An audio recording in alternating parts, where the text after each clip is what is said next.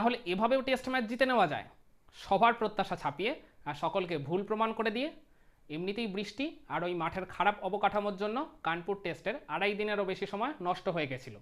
তো সেখান থেকে বাকি সোয়া 2 দিনে আপনি ড্র ছাড়া এই ম্যাচের রেজাল্টটা কী বা এক্সপেক্ট করতে পারেন?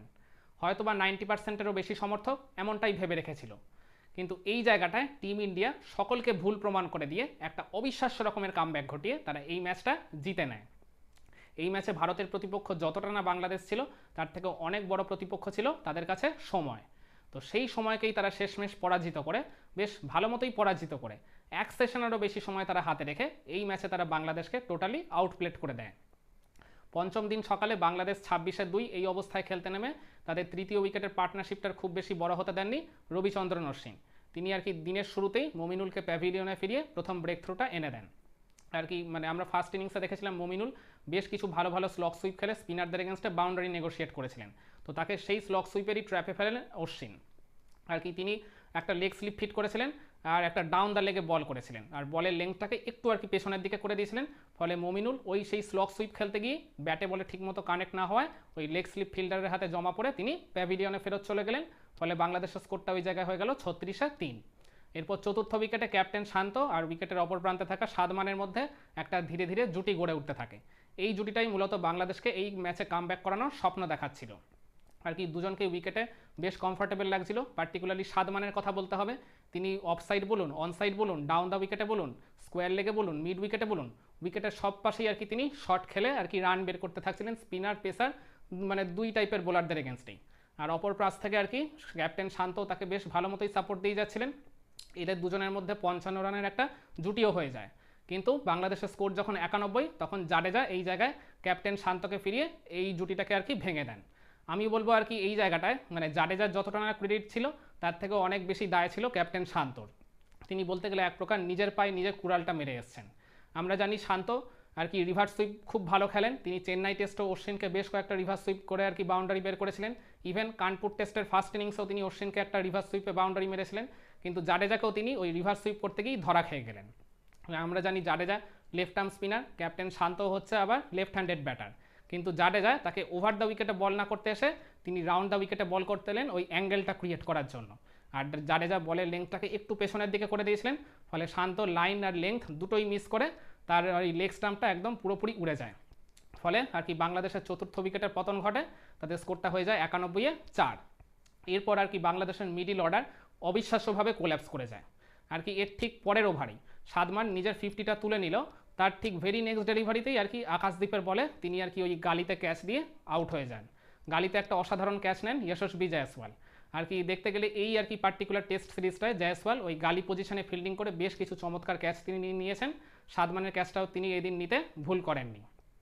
এর ঠিক পরের ওভারেই ওই জাডেজার বলে একটা আর কি ব্যাকফুট পাঞ্চ করতে গিয়ে লিটন ওয়ার বটম এজ হয়ে উইকেট কিপার ঋষভ পান্তের হাতে ক্যাচ দিয়ে তিনিও প্যাভিলিয়নে ফেরত চলে যান। ফলে বাংলাদেশের এই জায়গাটা ষষ্ঠ উইকেটেরও পতন ঘটে যায়। আর জাডেজার এর ঠিক ভেরি নেক্সট ওভারই আর কি সাকিব মানে একটা সফট ডিসমিসালে কট অ্যান্ড বল হয়ে তিনিও আউট হয়ে গেলেন। মানে সাকিব যে আর কি ওই তার মানে চোখের যে ওই আইসাইটের প্রবলেম যে তিনি ফেস করছেন দীর্ঘদিন ধরে, তার জন্য আর কি ব্যাটিং টেকনিকেও তার যে আর কি সমস্যা হচ্ছে, এদিনও আবার সেটা ফুটে উঠলো। আর কি মানে তিনি আর কি কিছু বুঝে ওঠার আগেই কট অ্যান্ড বল হয়ে তিনিও আর কি নিজের উইকেটটা ছুড়ে দিয়ে এলেন। ফলে শান্ত আউট হওয়ার আগে পর্যন্ত বাংলাদেশের স্কোরটা ছিল 91-3। তার ঠিক মানে 4 ওভারের মধ্যেই সাকিব আউট হয়ে গিয়ে বাংলাদেশের স্কোরটা হয়ে গেল 94-7। এরপর অষ্টম উইকেটে মুশফিক আর ওই মেহেদি হাসান মিরাজের মধ্যে একটা ধীরে ধীরে জুটি গড়ে উঠতে থাকে। তাদের জুটিটা 24 রানের হয়েও গেছিলো, কিন্তু বুমরা এসে এই জুটিটাকে আর কি খুব বেশি বড় হতে দেননি। ওই মেহেদি মিরাজকে তিনি একদম প্রপার টেস্ট ম্যাচ লেংথে একটা আর কি বল পিচ আপ করিয়ে মানে একদম এক্সট্রা পিসে তাকে বিট করে আর কি মিরাজ ওই জায়গাটায় উইকেট কিপার ঋষভ পান্তের হাতে ক্যাচ দিয়ে তিনিও প্যাভিলিয়নে ফেরত চলে যান। ফলে বাংলাদেশের স্কোরটা হয়ে গেল ওই জায়গায় 118-8। এরপর মুশফিক নিজের মতো করে আর কি টেল এন্ডার দিন নিয়ে কিছুটা লড়াই করলেও খুব বেশি আর সেই লড়াই এগোয়নি। এরপর আর কি মানে 130 যখন বাংলাদেশের স্কোর, সেই সময় তাইজুলকে একটা স্লোয়ার আর কি বলে আর কি বিট করে তাকে এলবিডাব্লিউ করেন ওই বুমরাই। আবার মানে তারপর ওই লাস্ট উইকেটে মুশফিক আর খালেদের মধ্যে একটা 16 রানের জুটি গড়ে উঠেছিল, কিন্তু ওই জুটিটাও আর খুব বেশি বড় হয়নি। ওই বুমরাই শেষমেশ মুশফিককে একটা আর কি চমৎকার একটা ইনকামিং একটা ডেলিভারিতে বোল্ড করে তাকেও আর কি প্যাভিলিয়নে ফিরিয়ে বাংলাদেশকে একদম অল আউট করে দেন 146 রানে। তো হিসাব করে দেখা গেল আর কি চতুর্থ ইনিংসে ভারতকে মানে জেতার জন্য তুলতে হবে মাত্র 95 রান। তো 95 রান এ হার কি এমন বেশি? তো আর কি যথারীতি মানে রোহিত আর জয়সওয়াল ওপেন করতে নেবে, তারা একদম ওই প্রথম ইনিংসের মতোই ফ্লাইং স্টার্ট করলেন। হ্যাঁ, সেই রোহিত একদম সেই প্রথম ইনিংসে যেরকম আর কি প্রথম দুবলেই ছক্কা মেরে শুরু করেছিলেন, অতটা বিধ্বংসীভাবেও করেননি কিন্তু করেছিলেন। মেহেদি মিরাজকে স্লক সুইপ করে একটা বাউন্ডারি মেরেছিলেন ওই ব্যাকওয়ার্ড স্কোয়ারে, জয়সওয়ালও বাউন্ডারি মেরেছিলেন আর কি। তারপর আর কি রোহিত ওই মানে মেহেদি হাসান মিরাজকে আর কি ওই স্কোয়ার লেগে একটা ওই স্লক সুইপ করতে গিয়ে ওই ডিপ স্কোয়ার লেগে দাঁড়িয়ে থাকা ওই মানে হাসান মাহমুদের হাতে একটা ক্যাচ হয়, তিনি প্যাভিলিয়নে ফেরত গেলেন। ভারতের স্কোরটা হয়ে গেল ওই জায়গায় 18-1। এরপরে আর কি উইকেটে আসেন শুভমান গিল। এরপর শুভমান গিলও ক্রিজে আর বেশিক্ষণ টিকতে পারেনি, তো শুভমানকেও আর কি একটা শার্প টানে এলবিডাব্লিউ করে তার উইকেটটাও তুলে নেন ওই মেহেদি হাসান মিরাজি। ফলে ইন্ডিয়া স্কোরটা হয়ে গেল 34-2। এরপর এই তৃতীয় উইকেটে বিরাট কোহলি আর যশস্বী জয়সওয়ালের মধ্যে একটা 58 রানের জুটি গড়ে ওঠে। মূলত এই জুটিটাই ভারতের জয়টা পুরোপুরি নিশ্চিত করে দেয় আর কি। মানে এই দুজন একদম আর কি বাংলাদেশের বোলারদের এগেনস্টে পুরো একদম চার্জটা হয়ে আর কি উইকেটের চারপাশে তারা শট খেলছিলেন, পার্টিকুলারলি জয়সওয়াল, তার কথা তো বলতেই হবে, তিনি আর কি বেশি আক্রমণাত্মক ছিলেন আর কি।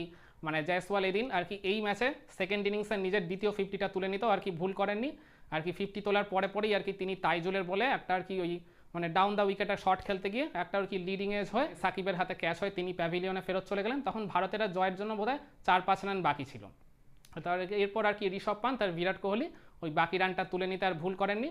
ঋষভ পান্ত ওই তাইজুলকেই একটা আর কি মানে ডাউন দ্য উইকেটে এসে লং অনের উপর দিয়ে একটা 4 মেরে একদম আর কি বলতে গেলে ইনিংসের সমাপ্তি তিনি ঘটিয়ে ভারতকে আর কি জিতিয়ে দেন 7 উইকেটে। তো ভারত যে এই ম্যাচটা জিতে গেল 7 উইকেটে, তারা কিন্তু মানে তখনও তাদের হাতে একটা সেশন কিন্তু বাকি ছিল, এক সেশনেরও একটু বেশি সময় তাদের হাতে তখনও পড়েছিল। মানে এমনিতেই আমি শুরুতে বলছিলাম 2.5 দিনেরও বেশি সময় নষ্ট হয়ে গেছে, তারপরেও আর কি ভারত এই ম্যাচটা মানে অবিশ্বাস্য রকমের একটা কামব্যাক ঘটিয়ে এক সেশনেরও বেশি সময় হাতে রেখে তারা কিন্তু ম্যাচটা জিতে যায়।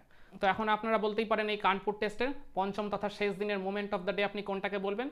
আমার কাছে সব কিছু পেরিয়ে এই পঞ্চম দিনের যেটা মোমেন্ট অফ দ্য ডে সেটা হচ্ছে ওই বাংলাদেশের আর কি স্কোরটা যেখানে 91-3 ছিল শান্ত আউট হওয়ার আগে, সাকিব আউট হওয়ার পরে তাদের স্কোরটা হয়ে গেল 94-7।